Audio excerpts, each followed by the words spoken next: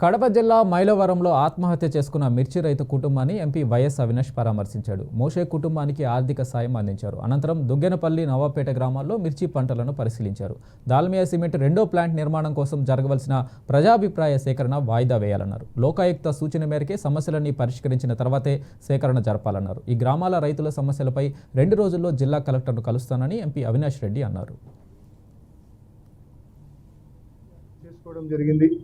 ఇవాళ స్థానిక ఇన్ఛార్జిగా ఎమ్మెల్సీ రామ్ సుబ్బారెడ్డి అన్న, పార్టీ నాయకులు, నేను అందరం కలిసి మోషే కుటుంబాన్ని, ఆ మిర్చి రైతు కుటుంబాన్ని పరామర్శించి జగన్మోహన్ రెడ్డి గారు, మా పార్టీ అధ్యక్షులు, ఆ కుటుంబానికి ప్రకటించిన సాయం అందించడం జరిగింది.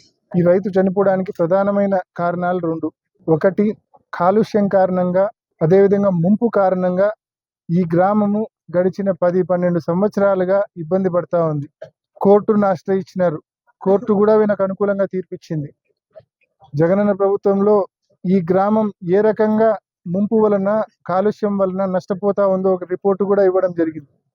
ఆ రిపోర్టును బేస్ చేసుకొని లోకాయుక్తలో ఈ గ్రామానికి సంబంధించి పూర్తి న్యాయం జరిగిన తర్వాతనే కాలుష్యానికి సంబంధించి కావచ్చు, ముంపుకు సంబంధించి కావచ్చు, ఏదైతే దాల్మియా యాజమాన్యం వలన, దాల్మియా సిమెంట్ పరిశ్రమ వలన దుగ్గనపల్లె గ్రామం నష్టపోతా ఉందో ఆ నష్టానికి సంబంధించిన పూర్తి అంచనాలు చేసి ఆ గ్రామాన్ని, ఆ గ్రామ ప్రజానీకాన్ని, రైతులను అన్ని రకాలుగా ఆదుకున్న తర్వాతనే పబ్లిక్ హియరింగ్ అయినా మరొకటైనా ఆ తర్వాతనే ఎక్స్పాన్షన్కు పోమని చెప్పి లోకాయుక్త తీర్పు కూడా ఉంది.